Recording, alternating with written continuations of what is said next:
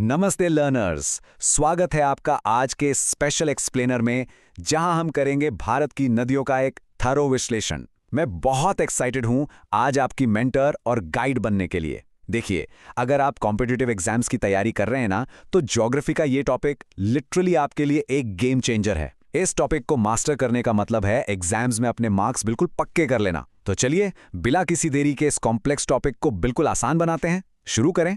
आज का हमारा रोड मैप बड़ा ही क्लियर है। पहले हम देखेंगे इंट्रोडक्शन टू रिवर सिस्टम्स, फिर द हिमालयन रिवर्स, उसके बाद द पेनिनसुलर रिवर्स, नेक्स्ट है हमारा एग्जाम स्ट्रेटजी रूम और आखिर में नॉलेज टेस्ट करने के लिए final exam MCQs. Section 1 Introduction to River Systems. तो सबसे पहले बात करते हैं कि एक रिवर सिस्टम आखिर होता क्या है। ये एक मेन रिवर और उसकी छोटी सहायक नदियों यानी ट्रिब्यूटरीज का पूरा नेटवर्क होता है। इसे बिल्कुल एक बड़े पेड़ की तरह समझिए जिसकी बहुत सारी शाखाएं होती हैं। अपनी स्टडी को आसान बनाने के लिए हम इंडिया की इन विशाल नदियों को दो मेन कैटेगरीज में डिवाइड करते हैं। नॉर्थ में आती हैं हमारी हिमालयन रिवर्स और साउथ में है पेनिनसुलर रिवर्स। अब आप सोचेंगे इन दोनों में सबसे बड़ा डिफरेंस क्या है। हिमालयन रिवर्स ग्लेशियर से निकलती हैं, इसलिए ये पेरिनियल होती हैं, मतलब इनमें साल भर पानी रहता है और ये फ्लो करते हुए बड़े डेल्टास बनाती हैं। वहीं दूसरी तरफ अगर हम पेनिनसुलर रिवर्स की बात करें तो ये काफ़ी पुरानी है और बारिश पर निर्भर करती हैं, इसलिए ये सीजनल होती हैं और इनका रास्ता बिल्कुल फिक्स्ड और रॉकी होता है। ये कोर डिफरेंस आपको आगे बहुत काम आएगा, so keep this in mind. Section 2 The Himalayan Rivers. शुरुआत करते हैं विशाल इंडस रिवर सिस्टम से। ये तिब्बत के मानसरोवर रीजन से शुरू होती है। सच में एक जायंट नदी है ये, जिसकी टोटल लेंथ करीब 3180 किलोमीटर है। पर एग्जाम के पॉइंट ऑफ व्यू से ये 1960 यानी 1960 का साल क्यों इतना जरूरी है, क्योंकि इसी साल इंडिया और पाकिस्तान के बीच historic Indus water treaty sign हुई थी। इस साल को बिल्कुल अपने दिमाग में लॉक कर लीजिए। ओके, अब आता है आपका पहला एग्जाम ट्रिक। इंडस की 5 मेन ट्रिब्यूटरीज को आप टिप्स पर कैसे याद रखेंगे। इसका बेस्ट और सबसे आसान तरीका है ये निमोनिक JCRS। मेरे साथ एक बार बोलिए, JCRS। J से झेलम, C से चनाब, B से ब्यास, R से रावी और S से सतलज। बस अपने माइंड में एक येलो JCB मशीन इमेजिन कीजिए जिसके ऊपर RS लिखा हुआ है। बूम, आपको पूरा नेटवर्क याद हो गया। चलिए अब आते हैं इंडिया की सबसे लंबी नदी पर, हमारी गंगा। ध्यान रखने वाली बात यह है कि इसका जन्म सीधे गंगा के रूप में नहीं होता। गंगोत्री ग्लेशियर से ये भागीरथी के नाम से निकलती है और जब ये थोड़ा नीचे देवप्रयाग में आके अलकनंदा रिवर से बहुत ही पावरफुल तरीके से मिलती है, तब ये ऑफिशियली गंगा बनती है। यहाँ से फिर ये हरिद्वार, कानपुर, प्रयागराज, वाराणसी, पटना और कोलकाता जैसे बड़े हिस्टोरिकल शहरों से गुजरती है। अब देखिए, गंगा हमारी लाइफलाइन जरूर है, पर इसकी ट्रिब्यूटरीज काफ़ी डिस्ट्रक्टिव भी हो सकती हैं।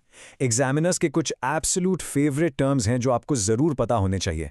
कोसी नदी को सौरो ऑफ बिहार और दामोदर नदी को सौरो ऑफ बंगाल कहा जाता है। क्यों?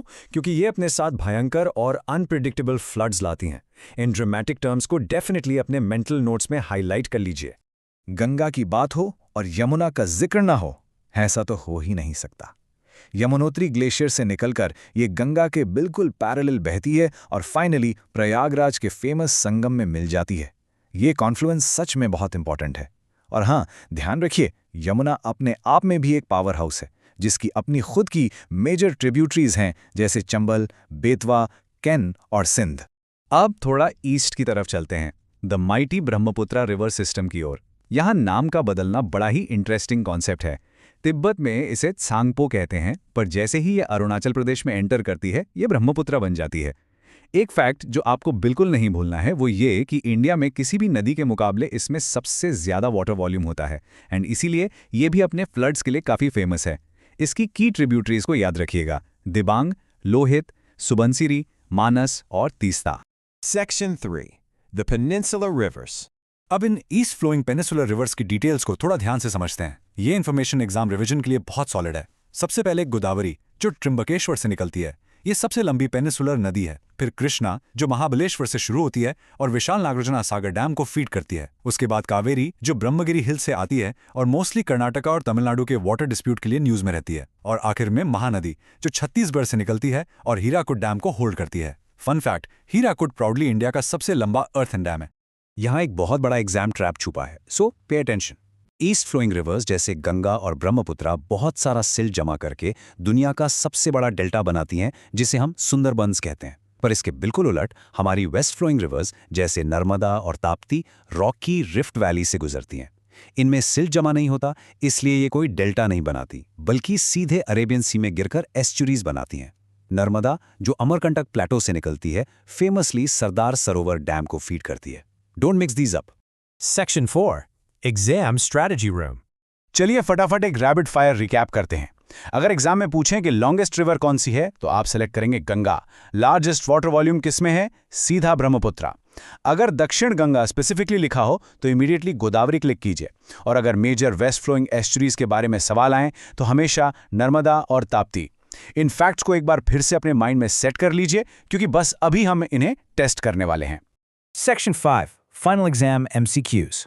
Are you ready? पहला सवाल आपकी स्क्रीन पर, इंडिया की लॉन्गेस्ट रिवर कौन सी है? सोचिए जरा एक सेकंड, कोई गेस? हाँ, बिल्कुल सही, इसका आंसर है गंगा।